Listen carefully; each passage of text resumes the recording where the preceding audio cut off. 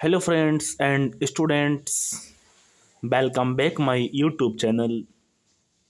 दोस्तों, आज हम आपके लिए क्या लेकर आए हैं। क्लास ट्वेल्थ, जैसा कि आप लोगों ने पहले ही थंबनेल में देख लिया होगा, class twelfth physics UP board 2025 के जो भाई हैं उनके लिए, या फिर जो मतलब कि ये वीडियो आगे के लिए भी रहेगी। ऐसा नहीं है कि केवल 2025 के लिए रहेगी, ऐसा नहीं है, आगे के लिए भी रहेगी। किरचॉफ के नियम भूल नहीं पाओगे। जी हाँ दोस्तों, मैं आपको जो मैंने जैसे अपने लिए नोट्स बनाए थे, मैं आपको उन्हीं से पढ़ाऊँगा और आप लोग चाहें तो उनका स्क्रीनशॉट ले सकते हैं। तो दोस्तों, हम लोग आज किरचॉफ के नियम पढ़ेंगे। चलिए दोस्तों, शुरुआत करते हैं। तो दोस्तों, मैं आपको किरचॉफ के देखिए दोस्तों दो नियम हैं। मैं आपको दोनों नियम डिटेल में बताऊंगा और बाकायदा आप लोगों को इसका नोट्स भी प्रोवाइड कराऊंगा। आप लोग नोट्स किस तरह प्रोवाइड करेंगे दोस्तों, आप लोग स्क्रीनशॉट इनका लेते जाइए। बिल्कुल क्लीन दोस्तों इमेज आ रही है, आप लोग स्क्रीनशॉट ले लीजिएगा और अपनी कॉपी पे दोस्तों नोट कर लीजिएगा। चलिए दोस्तों, हम शुरुआत करते हैं अपनी आज की वीडियो की। टॉपिक है हमारा किरचॉफ के नियम। दोस्तों, पहले हम समझेंगे कि किरचॉफ के नियम क्या होते हैं। किरचॉफ ने यानी किरचॉफ जो हमारे एक साइंटिस्ट थे, किरचॉफ ने सन 1842 में दो नियम दिए, जिनकी सहायता से हम किसी भी जटिल परिपथ के विभिन्न चालकों के बीच धारा का वितरण ज्ञात कर सकते हैं। जी हाँ दोस्तों, जैसे कि आप लोग देख सकते हैं, इसमें क्या कहा गया है। किरचॉफ ने सन 1842 में दो नियम दिए, जिनकी सहायता से हम किसी भी जटिल परिपथ, यानी कि दोस्तों कोई भी जटिल परिपथ दिया हुआ है, जैसे कि ये दे दिया, मान लिया कोई भी एक जटिल परिपथ दे दिया है और कहा गया है कि उसके चालक, उसमें जो चालक हैं उसकी हमें उसके बीच की धारा ज्ञात करनी है। तो जो उसके उसके बीच में जो धारा का वितरण हो रहा है, हम उसे कैसे ज्ञात करेंगे, इसके लिए किरचॉफ ने दो नियम दिए दोस्तों। एक बार फिर से देख लीजिए। किरचॉफ ने सन 1842 में दो नियम दिए, जिनकी सहायता से हम किसी भी जटिल परिपथ के विभिन्न चालकों के बीच धारा का वितरण ज्ञात कर सकते हैं। तो दोस्तों, जो हमारा पहला नियम है, देखिए पहला नियम क्या है। इसे हम किरचॉफ का प्रथम नियम भी कहते हैं और इसे एक अन्य नाम से भी जानते हैं, जो कि है दोस्तों संधि का नियम। जो कि दोस्तों संधि का नियम है, इसे संधि के नियम से भी जानते हैं। तो देखिए इसमें क्या है। मान लिया दोस्तों, ये हमारा एक परिपथ है, जिसमें देखिए दोस्तों धारा I1 प्रवाहित हो रही है, I2 प्रवाहित हो रही है, I3, I4 और I5 कितनी भी दोस्तों इसमें धारा हो सकती हैं। सबसे पहले दोस्तों हम इसका जो स्टेटमेंट है प्रथम नियम का, प्रथम किरचॉफ नियम का, उसका पहले स्टेटमेंट पढ़ेंगे, फिर हम देखेंगे ये कैसे वेरीफाई होती है। तो आइए दोस्तों, सबसे पहले हम इसका स्टेटमेंट पढ़ते हैं कि किरचॉफ का जो प्रथम नियम है, यानी कि संधि का नियम दोस्तों दोस्तों हमारा क्या था, ये संधि का नियम था। संधि का नियम दोस्तों क्या कहता है, आइए हम लोग देखते हैं। तो देखिए, किसी विद्युत परिपथ में किसी भी संधि पर जाने वाली धाराओं का बीजगणितीय योग शून्य होता है। देखिए दोस्तों, एक बार फिर से देखिए। किसी विद्युत परिपथ में किसी भी संधि पर मिलने वाली धाराओं का बीजगणितीय योग शून्य होता है, यानी कि समेशन I = 0। देखिए दोस्तों, ऐसा ही इसमें क्या कहा गया था कि जहां पर भी ये सभी धाराएं मिलती हैं, यानी कि देख लीजिए आप लोग, संधि पर मिलने वाली धाराओं का बीजगणितीय योग दोस्तों जो है वह शून्य होता है, समेशन I = 0। यानी कि दोस्तों ये जितनी भी ये धाराएं मिल रही हैं, इनका जो दोस्तों योग होगा, जो संधि पर जो लोग मिल रहे हैं धाराएं, इनका जो योग होगा वह दोस्तों हमारा समेशन I = 0 के बराबर होगा। तो दोस्तों ये हमारा क्या है, प्रथम संधि का नियम। आप लोग चाहें तो यहाँ से लेकर यहाँ तक इसका स्क्रीनशॉट ले सकते हैं। एक बार फिर से देखते हैं। किसी विद्युत परिपथ में किसी भी संधि पर मिलने वाली धाराओं का बीजगणितीय योग दोस्तों शून्य होता है, समेशन आई इक्वल टू 0। देखिए, अब इस नियम को लगाते समय कि क्या क्या ध्यान रखना पड़ता है उसको भी हम देखते हैं। देखिए, इस नियम को लगाते समय चिन्ह परिपाटी यह है, यानी कि इसमें क्या नाम दोस्तों, पॉजिटिव एंड निगेटिव देखा जाता है दोस्तों। वो हम कैसे देखते हैं अभी हम देखेंगे। इस नियम को लगाते समय चिन्ह परिपाटी यह है कि संधि की ओर आने वाली धाराओं यानी कि वो हो जाएंगी दोस्तों धनात्मक, और संधि से दूर जाने वाली धाराएं दोस्तों क्या हो जाएंगी, ऋणात्मक ली जाती हैं। जैसे कि हम लोग इसमें क्या देखते हैं, देखिए अब देखिए उसमें दोस्तों क्या कहा गया था कि जो संधि की ओर आ रही हैं उनको हम क्या लेंगे, पॉजिटिव, और जो संधि से दोस्तों दूर जा रही हैं उनको हम क्या लेंगे, निगेटिव।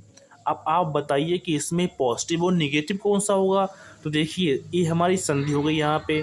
अब जो इसके पास जा रही हैं यानी कि इसके पास जा रही हैं, I1 इसके पास जा रही है और I2 इसके पास आ रही है, तो दोस्तों I1 और I2 दोनों प्लस लिए जाएंगे। और देखिए ए संधि से दूर जा रही हैं तीनों, तो इन तीनों को माइनस लिया जाएगा, जैसा कि मैं आप लोगों को अभी दिखाता हूँ। ये देखिए, इस नियम को लगाते समय चिन्ह परिपाटी यह है कि संधि की ओर आने वाली धाराएं धनात्मक तथा संधि से दूर जाने वाली धाराएं ऋणात्मक ली जाती हैं।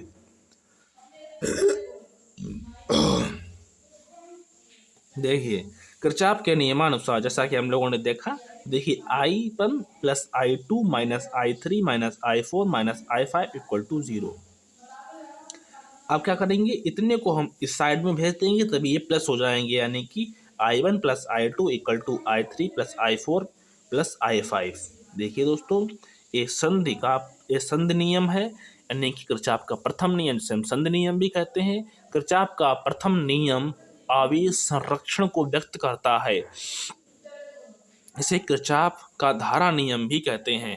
दोस्तों आपसे छोटे से एक बहुविकल्पीय क्वेश्चन में पूछा जा सकता है कि किरचॉफ का जो नियम है वे कौन से संरक्षण पर आधारित है। तो दोस्तों आपको क्या कहना होगा दोस्तों, आवेश संरक्षण पर जो है किरचॉफ का प्रथम नियम आधारित है। और जो आपका किरचॉफ का प्रथम नियम है वो आपको 3 नामों से मिलेगा, संधि का नियम और किरचॉफ का प्रथम नियम, और देखिए दोस्तों तीसरा हमारा आ गया है धारा का नियम। 3 नियम एक नियम से जाने जाते हैं दोस्तों, ये वाले हमारे हैं एक ही। तो आप लोग चाहें तो इसका भी स्क्रीनशॉट ले सकते हैं। नोट्स दोस्तों बिल्कुल सही है, मैंने भी यही पढ़े थे। अब दोस्तों हम बढ़ते हैं किरचॉफ के सेकंड नियम की तरफ। चलिए दोस्तों, ये देखिए प्यारे भाइयों, ये है किरचॉफ का दोस्तों, ये हमारा किरचॉफ का द्वितीय नियम है दोस्तों। द्वितीय नियम, किरचॉफ का द्वितीय नियम। तो देखिए द्वितीय नियम क्या कहता है, इसे हम किरचॉफ का द्वितीय नियम के साथ साथ पास का नियम भी कहते हैं। पास निकट नहीं दोस्तों, पास का नियम। देखिए ये हमारे पास एक सर्किट दे रखा है दोस्तों, ठीक है। ये हमारे पास दोस्तों क्या दे रखा है, एक सर्किट दे रखा है, जिसमें देखिए हमारा R1 प्रतिरोध है और E हमारा विद्युत वाहक बल है। वैसे ही R2 हमारा प्रतिरोध है, इसमें I2 धारा प्रवाहित हो रही है, और इसमें भी दोस्तों देखिए हमारी I1 धारा प्रवाहित हो रही है। देखिए आप लोग, इसका हम पहले स्टेटमेंट पढ़ लेते हैं, फिर देखते हैं कैसे रिप्रेजेंट किया जाता है दोस्तों। देखिए किरचॉफ का द्वितीय नियम क्या कहता है, किसी परिपथ में प्रत्येक बंद पास के विभिन्न खंडों में बहने वाली धाराओं तथा संगत प्रतिरोधों के गुणनफलों का बीजगणितीय योग उस पास में लगने वाले विद्युत वाहक बलों के बीजगणितीय योग के बराबर होता है। आप लोगों को दोस्तों एक बार में समझ में नहीं आया होगा, एक बार फिर से पढ़ते हैं हम लोग। किसी परिपथ में प्रत्येक बंद पास के विभिन्न खंडों में बहने वाली धाराओं तथा संगत प्रतिरोधों के गुणनफलों का बीजगणितीय योग उस पास में लगने वाले विद्युत वाहक बलों के बीजगणितीय योग के बराबर होता है। जैसे कि आप लोग देख लीजिए, जैसा कि दोस्तों इसमें कहा गया है कि किसी संधि में प्रत्येक पास में बहने वाले धाराओं तथा संगत प्रतिरोधों के गुणनफल, यानी कि आप लोग देखिए आई है, I2 है, और इसमें देखिए R है और R है ए वाला, तो summation IR equal to summation E, यानी कि इसमें कहा गया है कि बहने वाली धाराओं तथा संगत प्रतिरोधों का गुणनफल, यानी कि एक गुणनफल हो गया हमारा धारा और प्रतिरोध का, इक्वल टू किसके होता है दोस्तों, जितने भी विद्युत वाहक बल लग रहा है वो हमारे उसके इक्वल टू हो जाएगा, यानी कि summation IR equal to summation E। ये हमारा किरचॉफ का द्वितीय नियम है, इसे हम पास का नियम भी कहते हैं। अब इसकी परिपाटी जो है, यानी कि how to this represent and how this execute, वो हम देखेंगे। देखिए, इस नियम को लगाते समय जब हम धारा की दिशा में चलते हैं तो धारा तथा संगत प्रतिरोधों की गुणा को धनात्मक लेते हैं तथा विपरीत दिशा में चलने पर ऋणात्मक लेते हैं। साफ दोस्तों इसमें कहा गया है कि अगर जो है धारा की दिशा में चलते हैं, ठीक है दोस्तों, अगर धारा की दिशा में चल रहे हैं तब जो है धारा तथा संगत प्रतिरोधों की गुणा को धनात्मक लिया जाएगा। अगर हम धारा के विपरीत चल रहे हैं तो वहाँ पे ऋणात्मक लिया जाएगा। दोस्तों इसका स्टेटमेंट हो गया, आप लोग चाहें तो इसका स्क्रीनशॉट ले सकते हैं। ये हमारा किरचॉफ का द्वितीय नियम है, जिसे हम पास का नियम भी कहते हैं। देखिए किस तरीके से इसमें रिप्रेजेंट करा गया है। उपरोक्त चित्र में दो सेल जिनके विद्युत वाहक बल E1 व E2 तथा तीन प्रतिरोध R1 व R2 R3 हैं, तब बंद पास I में किरचॉफ के द्वितीय नियम से आप लोग देखिए,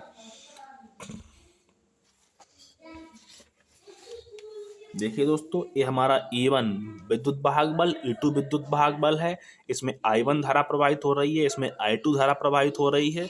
तो आप लोग देख सकते हैं कि हमारा क्या आया है, धारा और प्रतिरोध का दोस्तों जो है गुणनफल इक्वल टू समेसन, यानी कि summation IR equal to summation E, यानी कि धारा और प्रतिरोध का गुणनफल जो है विद्युत वाहक बल के योग के बराबर होगा। अब देखिए I1 R1, ठीक है, देखिए